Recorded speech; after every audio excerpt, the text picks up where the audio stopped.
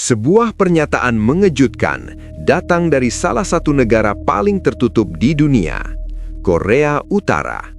Melalui pidato resminya, Presiden Kim Jong-un secara terbuka menyebut bahwa Israel bukanlah sekadar sebuah negara, melainkan sebuah proyek yang dibentuk dan didukung oleh Amerika Serikat. Lebih jauh lagi, ia bahkan menyebut Israel sebagai instrumen kekuatan Amerika di Timur Tengah. Pernyataan ini tentu saja memicu banyak reaksi di dunia internasional. Sebagian orang menganggapnya sebagai propaganda politik dari Pyongyang. Namun sebagian lainnya justru melihat bahwa pernyataan tersebut memiliki konteks geopolitik yang lebih dalam. Pertanyaannya sekarang adalah, apakah pernyataan Kim Jong-un ini hanya retorika politik biasa? Atau sebenarnya ada realitas geopolitik yang sedang ia ungkap? Untuk memahami hal ini, kita perlu melihat lebih jauh bagaimana hubungan antara Amerika Serikat, Israel, dan konflik yang telah berlangsung puluhan tahun di Timur Tengah.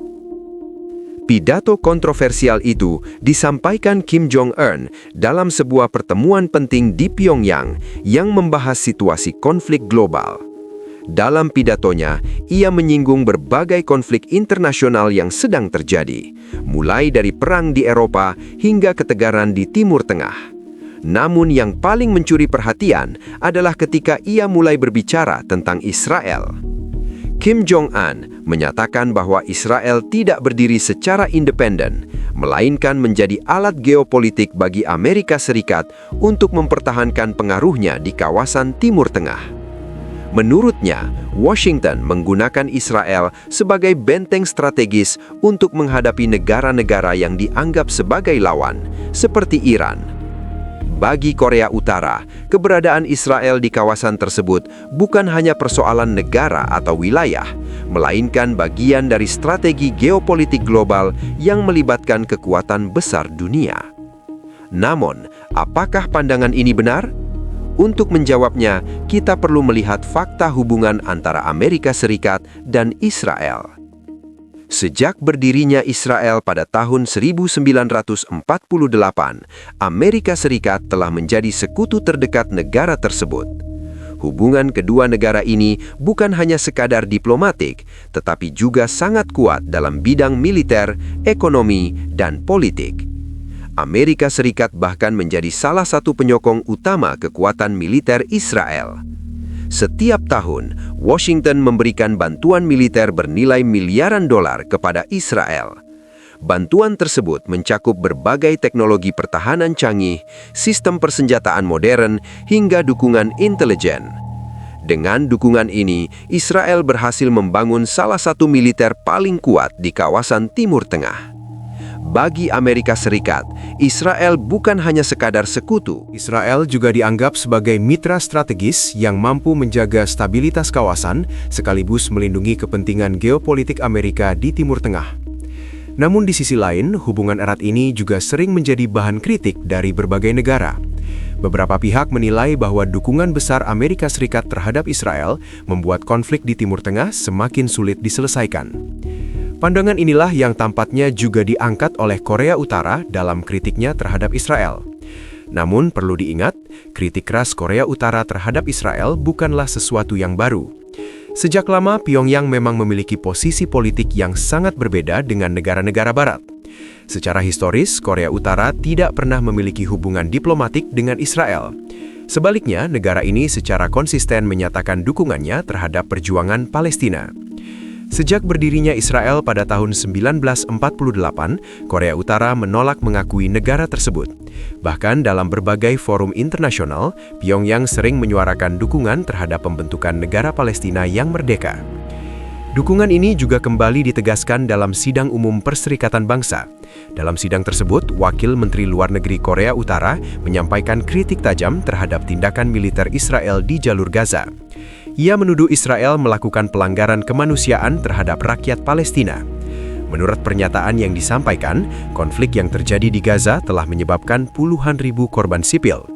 Korea Utara juga menilai bahwa rencana Israel untuk memperluas kontrolnya di Gaza merupakan pelanggaran hukum internasional, karena menurut mereka, wilayah tersebut merupakan bagian dari Palestina yang diakui secara internasional. Dalam pidato tersebut, Pyongyang bahkan mendesak Israel untuk segera menghentikan operasi militernya dan menarik pasukan dari Gaza. Selain itu, Korea Utara juga kembali menegaskan dukungannya terhadap pembentukan negara Palestina dengan Yerusalem Timur sebagai ibu kotanya. Pernyataan keras seperti ini tentu bukan hanya sekedar simbol politik. Di panggung internasional, kritik terbuka terhadap Israel seringkali menjadi isu yang sangat sensitif. Tidak banyak negara yang secara terang-terangan menyampaikan kecaman keras seperti yang dilakukan oleh Korea Utara. Karena itulah, langkah Pyongyang ini dianggap sebagai bagian dari strategi diplomasi politik mereka. Namun jika melihat dinamika geopolitik global saat ini, hubungan antara Korea Utara dan Israel memang berada di posisi yang sangat berseberangan. Israel adalah sekutu dekat Amerika Serikat, sementara Korea Utara adalah salah satu negara yang paling sering berseteru dengan Washington. Situasi ini membuat kedua negara berada di dua kutub politik yang berbeda. Pertanyaannya sekarang, apakah mungkin Korea Utara dan Israel benar-benar berkonfrontasi secara langsung? Bagi sebagian orang, skenario ini mungkin terdengar seperti sesuatu yang mustahil. Namun, sejarah dunia sering menunjukkan bahwa konflik besar sering muncul dari ketegangan yang awalnya hanya berupa pernyataan politik. Apalagi Korea Utara bukanlah negara biasa. Negara ini dikenal sebagai salah satu negara dengan program senjata nuklir yang cukup maju. Pyongyang bahkan beberapa kali melakukan uji coba rudal balistik yang mampu menjangkau jarak sangat jauh. Uji coba tersebut sering memicu kekhawatiran dari negara-negara di kawasan Asia Timur, termasuk Korea Selatan dan Jepang. Bahkan Amerika Serikat pun sering meningkatkan kesiagaan militernya setiap kali Korea Utara melakukan uji coba rudal. Di sisi lain, Israel juga dikenal memiliki kemampuan militer yang sangat kuat. Meskipun tidak pernah secara resmi mengakui memiliki senjata nuklir, banyak analis percaya bahwa Israel memiliki persenjataan nuklir dalam jumlah yang signifikan. Selain itu, Israel juga memiliki sistem pertahanan udara yang sangat canggih, seperti Iron Dome. Sistem ini dirancang untuk mencegah berbagai serangan roket dan rudal yang masuk ke wilayah Israel. Namun dalam skenario konflik besar, tidak ada sistem pertahanan yang benar-benar sempurna, terutama jika yang dihadapi adalah rudal balistik jarak jauh atau bahkan senjata nuklir. Karena itulah, banyak analis percaya bahwa konflik langsung antara negara-negara bersenjata nuklir akan menjadi salah satu ancaman terbesar bagi dunia. Pada akhirnya, pernyataan Korea Utara terhadap Israel mungkin lebih merupakan bagian dari permainan politik global. Di dunia diplomasi internasional, kata-kata sering digunakan sebagai alat untuk menunjukkan posisi dan kepentingan suatu negara.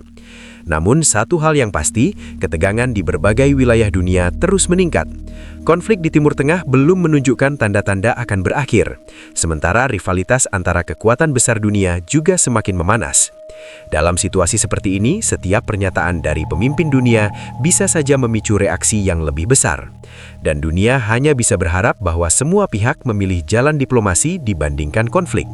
Karena jika konflik benar-benar melibatkan negara-negara bersenjata nuklir, konsekuensinya bisa jauh lebih besar daripada yang kita bayangkan.